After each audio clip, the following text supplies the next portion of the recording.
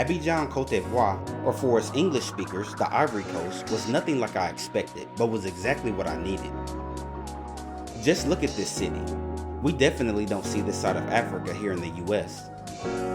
Today, I'm going to be showing you the beaches I visited, some of the nightlife, a few restaurants, and my accommodations, so you can get a feel of what to expect in Abidjan. If you didn't know, the Ivory Coast is located in West Africa, with Ghana to the east of the country, Liberia and Guinea to the west, and Mali and Burkina Faso to the north of the country. This was a solo trip, and in Cote d'Ivoire, the primary language is French, which I don't speak at all. But thanks to Google Translate and a little patience, I had no trouble getting around the city. So my first full day in Abidjan, I decided to check out a beach that I heard many people talking about prior to me coming to Cote d'Ivoire. And that's Assini Beach, located in the town of Grand Bassam. Grand Bassam is about 50 minutes from Abidjan, so I called up an Uber who was able to take me for about 10,000 CFA, which is the currency many countries in West Africa use. At the time of my visit, 10,000 CFA was about $18 if I remember correctly. Now, by the time I arrived at Grand Bassam, it was pouring down rain, so I decided to stop and get a bite to eat at Coco Grill. This little restaurant was pretty cool, and it had some really good food. I met a few other people at the restaurant who also got caught in the rain, so we had a few drinks and waited until the rain stopped before walking across the street to the beach. Grand Bassam is lined with restaurants like this, so if you're in the area, make sure you stop and grab some delicious food. After the rain finally stopped, we made our way out to Assini Beach. Although the beach was still really wet from the rain, it dried up very quickly. The beach had lots of powdery brown sand and lots of tropical surroundings. Up and down the beach there are children and families enjoying the outdoors. For me, walking the beaches in Africa feels incredibly liberating. I love it here. Even though the weather wasn't the best, I still had a really good time. Whether taking a refreshing dip or exploring nearby historical sites, I'm sure you'll enjoy your time here. Now remember, Assini Beach is located in the captivating town of Grand Bassam. During the colonial era, Grand Bassam played a significant role in the trading routes of European powers. At one time, Grand Bassam was the French colonial capital of Cote d'Ivoire and a hub for commerce with European merchants, establishing trading posts and ports along the coastline. And you can see the influence left behind through these old French colonial style buildings. Today, Grand Bassam is a fishing town that attracts visitors with its vibrant beaches, warm waters, unique architecture, and hospitality. After spending the day in Grand Bassam, I returned back to Abidjan to explore the capital for a few days. I heard how great the food was in Abidjan and I couldn't wait to try it. A friend of mine who lives here recommended that I try the Lebanese restaurant Zawat. The food here was delicious. I also liked the vibe of the restaurant. Very well set up and had a pool in the center of the restaurant. Now probably my favorite restaurant I visited while in Abidjan was the restaurant Le Bangkok.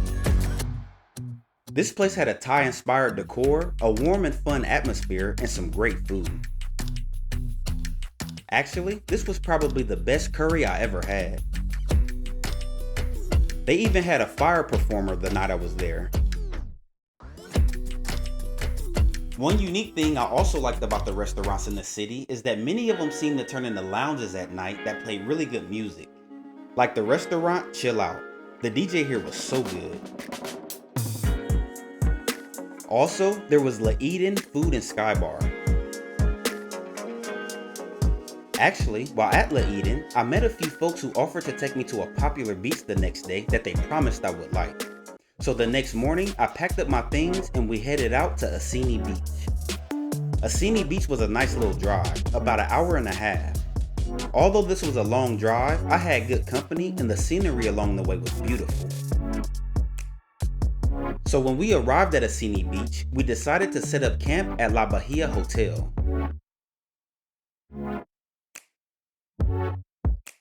The hotel was very family friendly. They had lots of places to relax and enjoy, plus they made some really good drinks.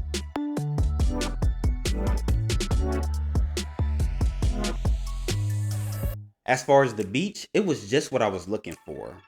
I just visited Ghana a few days prior to traveling to Cote d'Ivoire, and their beaches were packed. So this chill environment was just what I needed. Believe it or not, the cloudy weather on Assini Beach added a touch of tranquility to an already serene atmosphere. There was a gentle breeze as we walked along the shore. The overcast sky provided a perfect backdrop for a peaceful and rejuvenating day by the sea, which made me not want to return to the city. Speaking of the city, while in Abidjan, I stayed at Hotel Tiama. There were so many hotel options, but I think I made a good choice. The hotel had everything you can want. It had a sports bar, gym, spa, restaurant, and much more. I spent a lot of time at their pool though. In fact, since this was the back half of a 2-country trip and I was so tired, this is actually where I spent a good chunk of time during my 6 days in Abidjan. It was very relaxing and not crowded at all. The hotel also has a nice rooftop patio that had a great breeze flowing through. I fell asleep up here a couple times. As far as the room, it wasn't anything fancy, but it had everything that I needed. The room had a very comfortable bed and also had a desk to get some work done, so I was good. Now, although I was tired, I still had to check out the club scene to see how they do it in Abidjan. The first spot that I went to was the Lounge Bloom. As you can see, I got here pretty early. In Abidjan, the clubs don't start getting live until about 1 a.m. I didn't have it in me to stay up that late this time, y'all. Another cool spot was a club called The Bank. It was small but had a good vibe.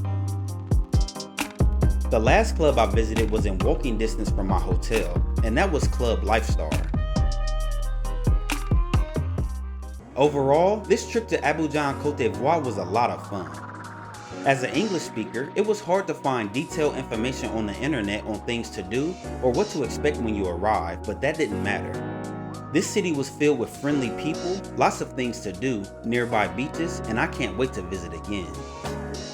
As far as requirements to enter Cote d'Ivoire, as a US citizen, I did need a visa to enter. I was able to get an e-visa online and the process was very easy. I was approved in about 2 days. The visa was valid for 90 days and grants you multiple entries into the country during that period. Upon arrival at the airport, you are required to show proof of having the yellow fever vaccine, which I got many years ago. It's a one-time vaccine, so after you get it the first time, you're good to go in any other country that requires it. These requirements do change, so make sure you double check before your visit. This was an unforgettable trip. From exploring the different beaches to savoring the many restaurants and embracing the warm hospitality, it left me with cherished memories that will last a lifetime. If you want to check out some other West African countries I visited, I'll leave some links for you. I'll see you in the next video. Have a good one.